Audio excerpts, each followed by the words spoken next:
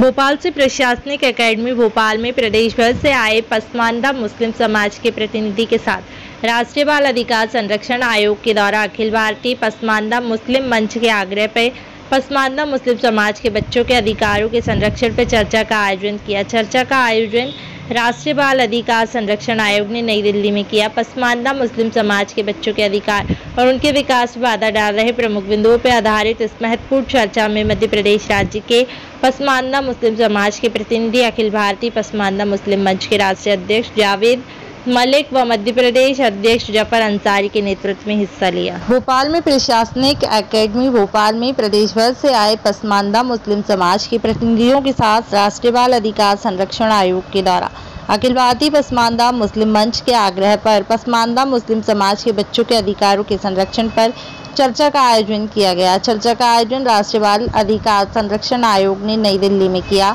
पसमानदा मुस्लिम समाज के बच्चों के अधिकार और विकास में बाधा डाल रहे प्रमुख बिंदुओं पर आधारित इस महत्वपूर्ण चर्चा में मध्य प्रदेश राज्य के पसमानदा मुस्लिम समाज के प्रतिनिधि और अखिल भारतीय पसमानदा मुस्लिम मंच के राष्ट्रीय अध्यक्ष जावेद मलिक व मध्य प्रदेश अध्यक्ष जफर अंसारी के नेतृत्व में हिस्सा लिया। मौके पर मध्य प्रदेश वक्फ बोर्ड के अध्यक्ष थनब्बर पटेल ने कहा कि वक्फ के माध्यम से पसमानदा मुस्लिम बच्चों को शिक्षा प्राप्त करने के अवसर उपलब्ध कराए जाएंगे और इसी मौके पर अखिल भारतीय पसमानदा मुस्लिम मंच के प्रदेश अध्यक्ष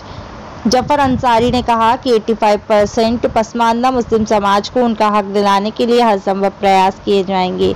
राष्ट्रीय बाल संरक्षण आयोग के अध्यक्ष प्रियंक कानूनगो ने चर्चा की अध्यक्षता करते हुए उपस्थित प्रतिभागियों के समक्ष चुनौतियों को रखा, जिसमें मुस्लिम समाज के बच्चे